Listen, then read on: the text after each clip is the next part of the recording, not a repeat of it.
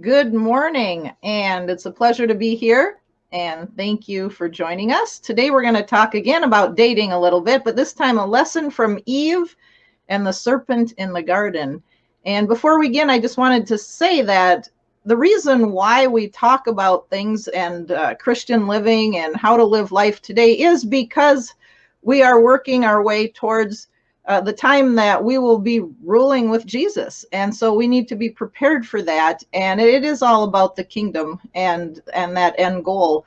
And so today we're going to talk about what can the temptation and fall of mankind teach us about dating and temptation in general. So we're going to start by reading Genesis 3:1-7. And it says, "Now the serpent was shrewder than any of the wild animals that the Lord God had made.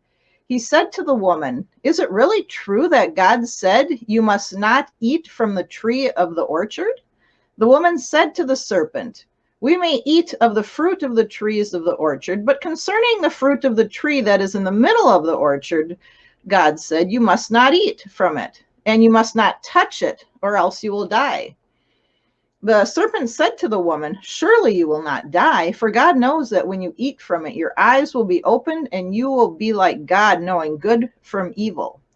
When the woman saw the tree produced good fruit and was good for food, it was attractive to the eye, and was desirable for making one wise, she took some of the fruit and ate it. She also gave some to her husband, who was with her, and he ate it.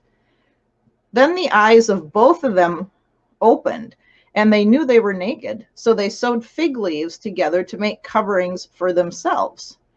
And so we're going to talk a little bit about this, but I do want to say that when myself or any adult talks to you as a young person, please remember that we were young people at one time as well.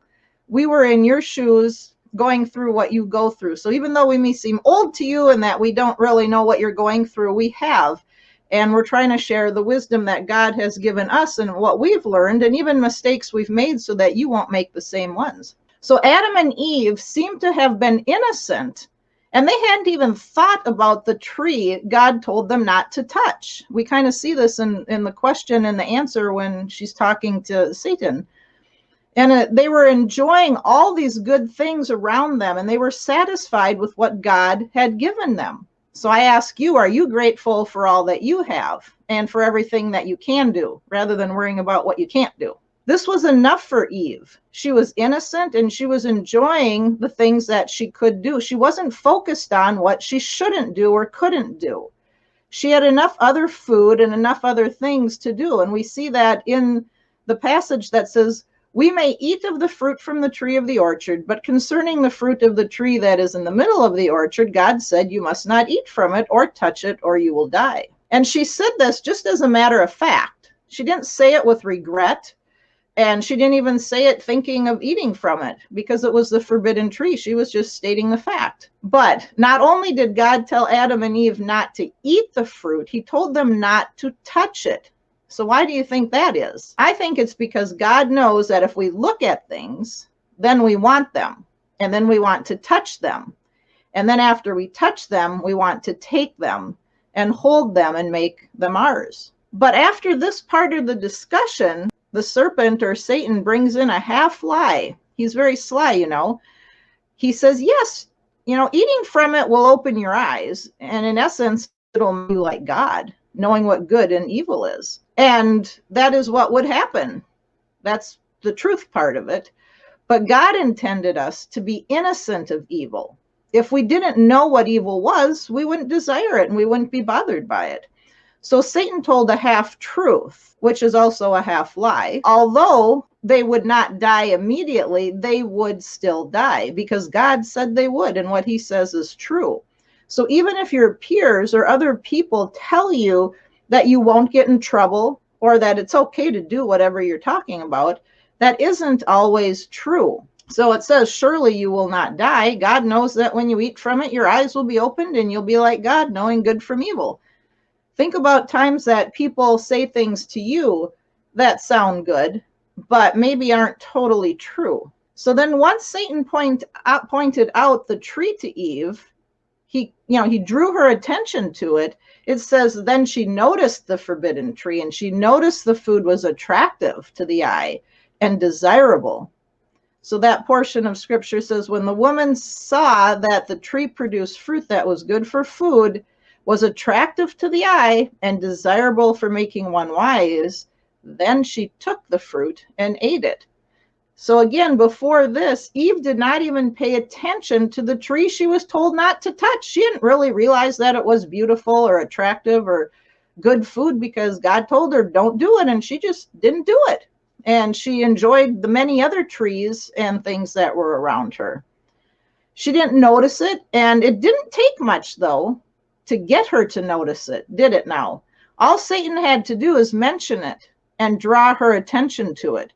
So you don't need a long, drawn-out thing that people are saying to it. Might be just mentioning it once. And that's why you need to choose your friends very carefully. So just like us, it doesn't take much to tempt us and cause us to covet something that God has said is forbidden. If you see a cute boy or girl and you think, how can I be a good friend to them, rather than how can I get them to be my boyfriend or girlfriend, that would be a better way to do it. But if you find yourself lusting after or desiring what's not yours and what shouldn't be yours at this time, and you turn your mind to yourself and ask yourself, it might be better to ask this question: how can I show honor to that person? How can I be their friend? And what would God want me to do for them? So instead of thinking selfishly about yourself or how you might look to other people, think about how you could be a friend to that person. Ask yourself and ask God if what you're thinking or desiring is honoring to him, and if he is pleased with your thoughts and desires. Ask him if he wants to give this to you, whatever it is you're asking for or desiring. And if you don't think God would give something or someone to you, you probably shouldn't want to take it yourself or even want it. So you must decide then, who are you going to serve? Are you going to serve God or your own desires, what you think you want? So after Adam and Eve sinned, they hid themselves, it says. They made coverings for themselves. And this is because they were ashamed. And this usually happens when we know we did something wrong. We want to cover it up and we don't want people to notice. And the really bad thing is when our conscience is so dulled down that we don't even feel shame anymore. And we don't think these things are wrong. So we're going to compare this a little bit to dating this morning. God has set standards and he made rules. He loves us and he wants us to enjoy the many good things he's given us. He gives us very many things to enjoy, just like your parents do as well. So then why are so many people not satisfied, children, young people, and adults alike? They're not satisfied with the many good things, and instead they desire what leads us to sin. Why are children not grateful for all they have and all that they can do? And they just focus their attention on the things they can't, rather than looking around and seeing all the good things that they can do. But they desire what they've been told they can't do. We should be focused on all the good things God and our parents have given us, and not even take a moment to look at the forbidden fruit. We'd be much happier like Eve was before then. And young men, don't even look at a woman a moment longer so that your mind wanders. It's not wrong to notice something's beautiful, but you have to be careful.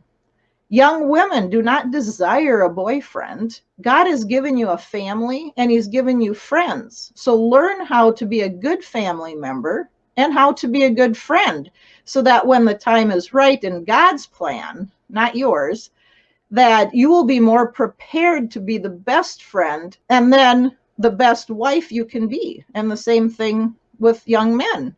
Practice being a good friend so that you can be a good husband someday. Also, you need to learn how to choose good friends, because this is really important. If you can't learn how to do this, how can your parents or even God trust you to be a good boyfriend or girlfriend and eventually a good husband or wife? You need to get the friend part down first. And Satan will fill your mind with half-truths so that you're easily misled. He puts things or people before you to take your mind off God and off of what God says. What are some of these half-truths that lead us to the forbidden fruit? Well, maybe it might be something like, oh, look, everybody has a boyfriend or girlfriend, so it must be okay. Or all the cool kids have boyfriends and girlfriends, and I want to be in the in group. Or maybe I don't feel complete without a boyfriend or girlfriend. And later on, when you get older, a lot of people think, oh, I'm not complete because I don't have a husband or a wife. Or maybe, what about this one? Well, there's really nothing wrong with just holding hands or kissing. So those are a lot of things that may cause you to take your mind off what God really wants for you. When you take your mind off that, you'll be more easily led to believe the lies. And as I said, half-truths are also half-lies. And look where that got Eve. And as a result, all of us. Then people sin, and then they try to hide it with proverbial fig leaves.